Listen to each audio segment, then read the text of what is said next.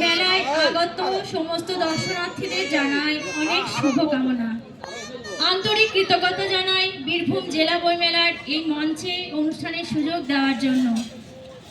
বইমেলা শুধু বই বেচাকেনার জন্য নয়, এই মেলা বাঙালির সংস্কৃতির শেখর সন্ধান, রুচিবোধ ও মূল্যবোধ এবং ঘুমন্ত জ্ঞানকে জাগিয়ে তোলার মেলা।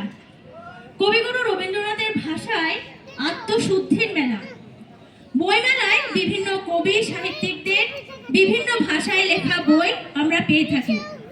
মানুষের চিন্তা শক্তিকে জাগিয়ে তোলা ও উন্নত করার ক্ষেত্রে ভাষার ভূমিকা অনস্বীকার্য। যে ভাষায় মানুষ প্রথম কথা বলতে শেখে, চিন্তা করতে শেখে, সেই মাতৃভাষা মানুষের আত্মপ্রকাশের সবচেয়ে বড় সহায়ক।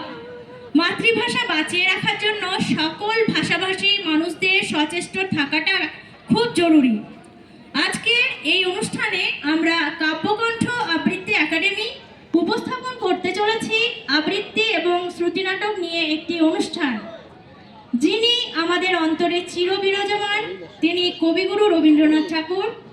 তার অন্তর মম বিকশিত করো কবিতাটি এখন শুনব কাবেরী দাশগুপ্তের কণ্ঠে। কবিগুরু রবীন্দ্রনাথ ঠাকুরের অন্তর মম বিকশিত করো, অন্তর মম বিকশিত করো, অন্তরতর হে, নির্মল করো, উজ্জ্বল করো, সুন্দর করো হে, জাগ্রত করো, উদ্যত করো, নির্ভয় করো হে, মঙ্গল করো, নিরলস নিঃসংশয় করো হে, অন্তর মম বিকশিত করো, অন্তরতর হে, যুক্ত করো হে সবার সঙ্গে, মুক্ত করো হে বন্ধ, সঞ্চার করো সকল কর্মে, শান্ত তোমার ছন্দ, চরণপদ্মে মমচিত নিষ্পন্দিত করো হে, নন্দিত করো, নন্দিত করো, নন্দিত করো হে, অন্তর মম বিকশিত করো, অন্তরতর হে। মাতৃভাষাকে তুচ্ছ তাচ্ছিল্য করে বিদেশি ভাষার প্রতি অনুরক্ত হয়েছিলেন বিখ্যাত কবি মাইকেল মধুসূদন দত্ত। কিন্তু বিদেশি ভাষা তাকে খ্যাতি দিতে পারেনি, বরং নিজের মাতৃভাষা তাকে সম্মানের চরম শিখরে পৌঁছে দিয়েছিল। তার স্বীকারোক্তি পাই আমরা। এখন কবিতাটি শুনে নেব আমাদের পর্ণা পালের কাছ থেকে। মাইকেল মধুসূদন দত্তের বঙ্গভাষা। হে বঙ্গ, ভাণ্ডারে তব বিবিধ রতন, তা সবে অবোধ আমি অবহেলা করি। পরধন লোভে মত্ত করিনু ভ্রমণ, পরদেশে ভিক্ষাবৃত্তি কুক্ষণে আচরি। কাটাইনু বহুদিন সুখ পরিহরি, অনিদ্রায় নিরাহারে সপি কায় মন। মজিনু বিফল তপে অবরেণ্যে বরি, কেলিনু শৈবালে ভুলি কমল কানন। স্বপ্নে তব কুল লক্ষ্মী কয়ে দিলা পরে, ওরে বাছা মাতৃকোষে রতনের রাজি। এ ভিখারি দশা তবে কেন তোর আজি? যা ফিরি অজ্ঞান তুই, যারে ফিরি ঘরে, পালিলাম আজ্ঞা সুখে, পাইলাম কালে। মাতৃভাষা রূপে খনি পূর্ণমণি জালে। নমস্কার। এই বছর কবি সুকান্ত ভট্টাচার্যের জন্ম শতবর্ষ। তাকে শ্রদ্ধা জানিয়ে তার লেখা একটি কবিতা পুরনো ধাঁধা এখন আমরা শুনে নেব আমাদের অতন্দ্র চক্রবর্তীর কাছ থেকে। নমস্কার। পুরনো ধাঁধা কবি সুকান্ত ভট্টাচার্য। বলতে পারো বড় মানুষ মোটর কেন চড়বে, গরিব কেন সেই মোটরের তলায় চাপা পড়বে? বড় মানুষ রোজের পাতে ফেলে লুচি মিষ্টি, গরিবরা পায় খোলা কুচি। এ কি না সৃষ্টি? বলতে পারো ধনির বাড়ি তৈরি যারা করছে, কুড়ে ঘরে তারা কেন মাছির মতো মরছে? ধনী মেয়ের দামি পুতুল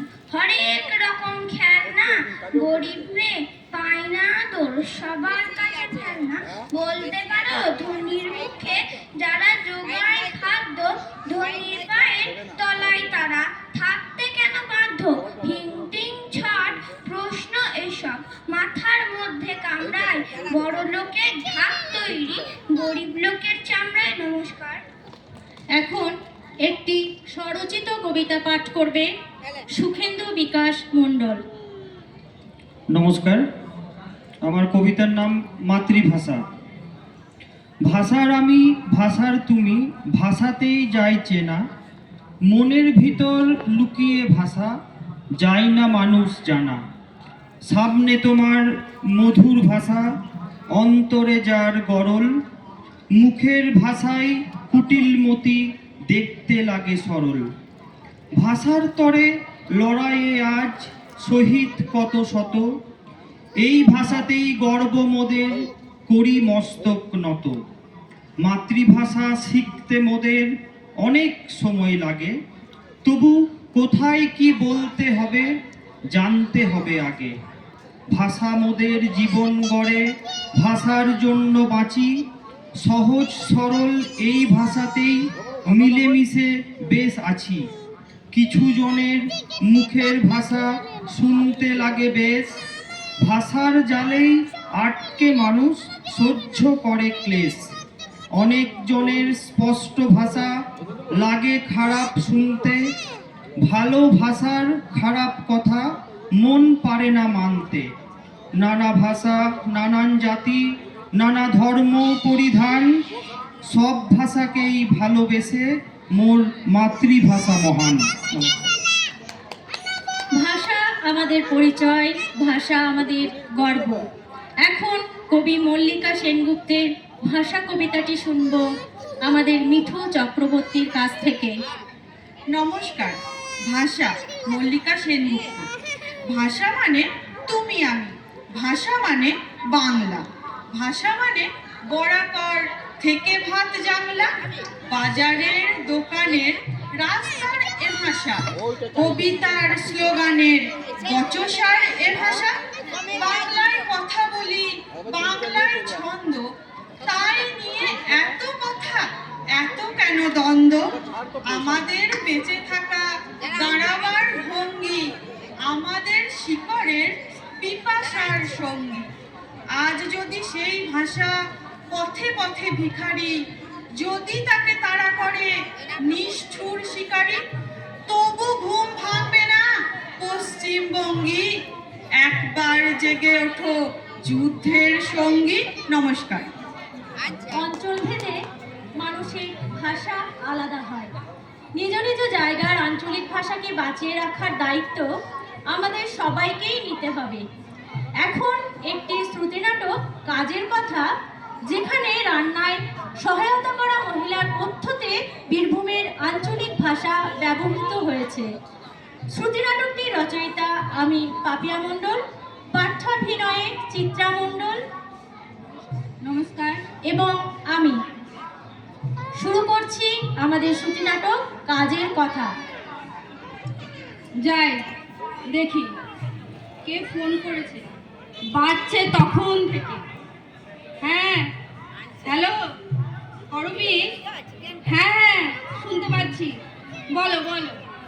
হ্যাঁ গো, ভালো আছি। তোমরা সবাই ভালো আছো তো? বেশ বেশ, ভালো থেকো। ও, তুমি রান্নার জন্য লোক খুঁজেছো? আজকে আসবে? বাড়ি চিনতে পারবে তো? ও, ফোন নাম্বারও দিয়ে দিয়েছো? খুব উপকার করলে ভাই। কিছুদিন ধরে পায়ে কোমরে এত যন্ত্রণা, অতক্ষণ ধরে দাঁড়িয়ে দাঁড়িয়ে রান্না করার পর শরীর খারাপ লাগে খুব গো। ব্যথাও চরম বেড়ে যায়। আর হোম ডেলিভারি খাবার প্রতিদিন নেওয়া হয় না। আবার তোমার দাদা খুব একটা পছন্দও করে না। সেই জন্য তো তোমাকে বলতে বলেছিল, তোমার যে মেয়েটি আছে সে যদি রান্নাটা করে দেয়। ও, সে করবে না, অন্য একজনকে পাঠাচ্ছে। তা বেশ, একজন ভালো মেয়ে হলে। ও করবি, ওই যে কলিং বেল বাজছে, তোমার দাদা বাজারে গেছে, দেখি ও এলো কিনা, নাকি তোমার পাঠানো রান্নার সেই মেয়ে। বেশ, রাখি বুঝলে, পরে ফোন করে তোমাকে কি কথা হলো জানাবো। যাই যাই। কে?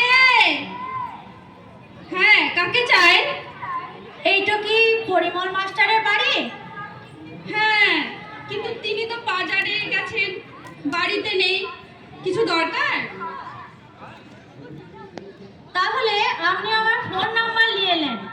মাস্টারবাবু থাকলে ফোন করবেন, আমি আসবো, তখনই কাজের কথাটা হবে। কাজের কথা মানে? মাস্টার মশাইয়ের সঙ্গে তোমার আবার কাজের কথা কিসের শুনি? লে হালুয়া, কাজের কথা শুনে চোখ উল্টাইছেন যে? কেন আপনারা রান্নার লেগে লোক খুঁজছেন না? পরমে দিদিমণির ঘরে যে কাজ করে সে তো আমার বৌদি হয়, তারাই তো পাঠাইলে আপনাদের কাছে। ও তাই বললো? করবি ফোন করেছিল তো, বললো আজ তুমি আসবে। আমি প্রথমে বুঝতে পারিনি গো, তাই তোমাকে জিজ্ঞেস করলাম। সে ঠিক আছে, কাজের কথা তাহলে আপনিই বলবেন তো? হ্যাঁ হ্যাঁ আমিই বলবো। আমি কিন্তু এক বেলা আসবো, রেতের লেগে দু এক পথ করে দেবো। রেতে ভাত না রুটি কি খান আপনারা? কজন মেম্বার?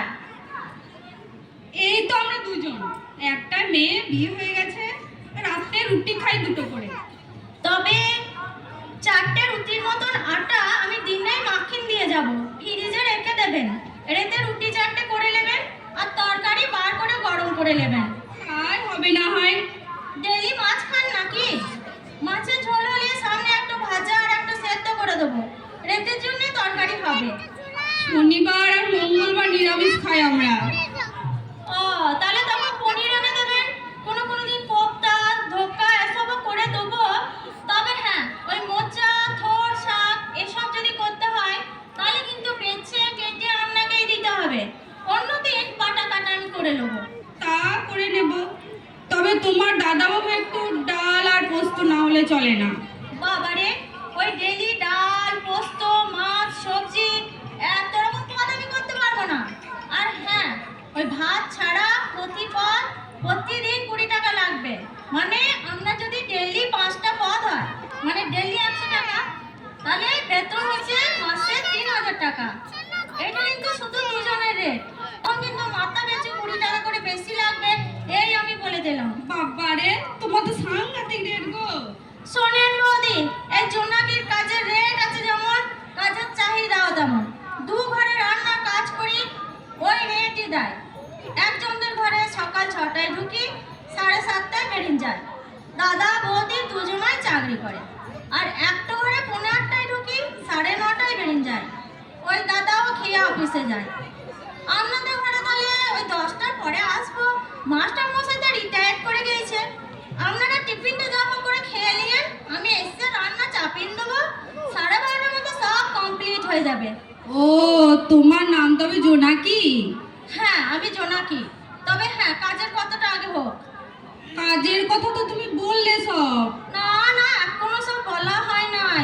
মশলা কিসে বাটতে হবে, সিলে না মিক্সিতে? ওই তো দুটো লোকের হালকা পাতলা খাবার, মিক্সি আর নামায় না গো, সিলে রোজকার মশলা রোজ বাটা হয় আর কি। তুমিও সিলে বেটে নেবে খান।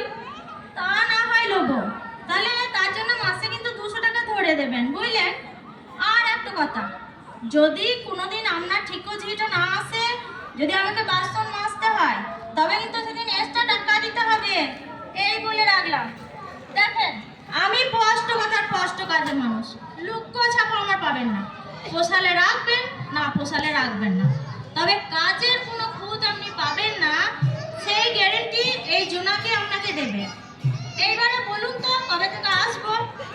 আসলে জোনাকি বলছিলাম কি, তুমি ফোন নাম্বারটা দিয়েই যাও, তোমার দাদাবাবু ফিরুক, ওর সঙ্গে কথা বলে তোমাকে ফোন করবো আমি, কেমন? আচ্ছা বৌদি, একটু কোনো কাজের কথা হলো? আমি তো একবারে ফার্স্টেই বলেছিলাম দাদাবাবু থাকবে, তখন ফোন করে ডেকেন, তখন বললেন কাজের কথা আপনিই বলবেন। এতক্ষণ ধরে কথাবার্তা বলে এখন সেই ফিরিন দাদাবাবুকে সুতরাং কথাটা এলো, তাহলে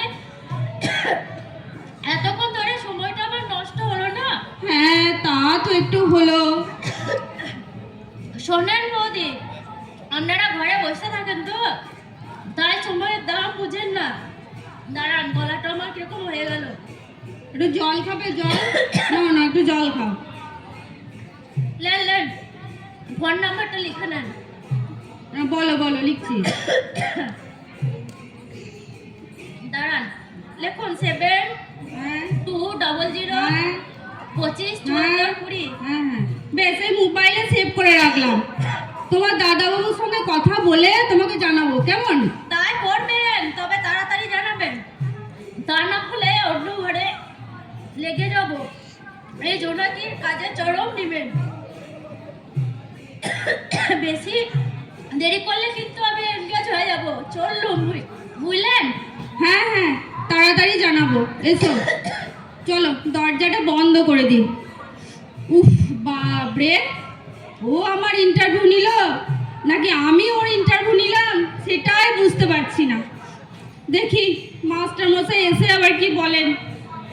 এমনিতে ফটফট করে কথা বললেও জোনাকি কিন্তু বেশ চটপটে আর স্পষ্ট বক্তা মনে হলো। তাছাড়া আমার শরীরের যা অবস্থা, ওকে রেখে দেওয়াই ভালো হবে। ওই তো কলিং বেল বাজছে, বোধহয় তিনি এলেন। যাই যাই গো যাই। নমস্কার। এবার একটি সমবেত সঙ্গীত।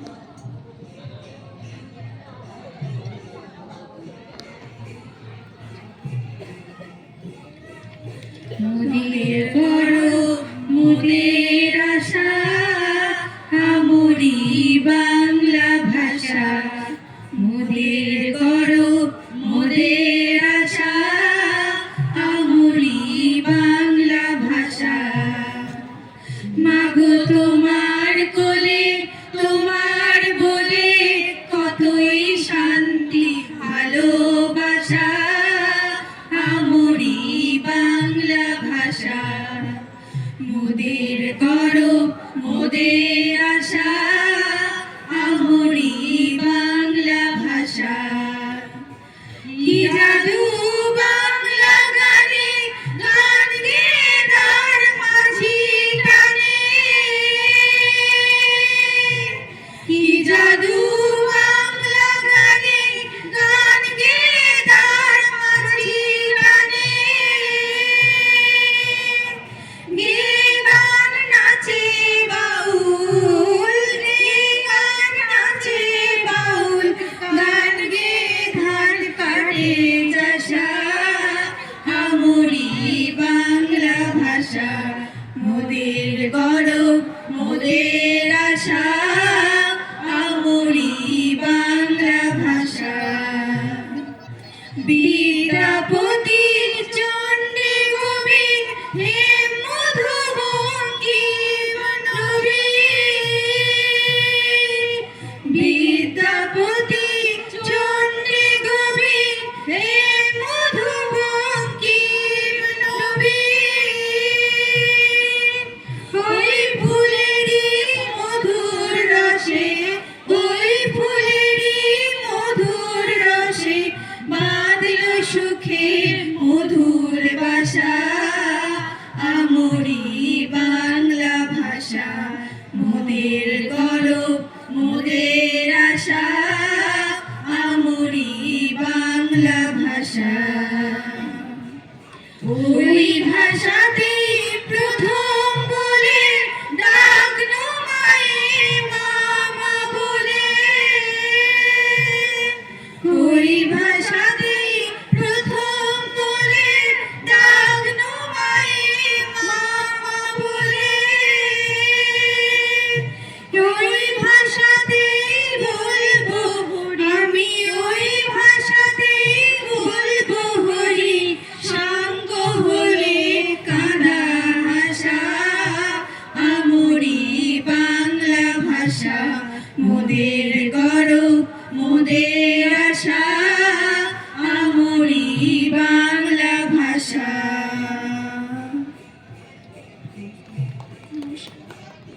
আমাদের সমবেত নিবেদন এখানেই শেষ হলো। নমস্কার। নমস্কার।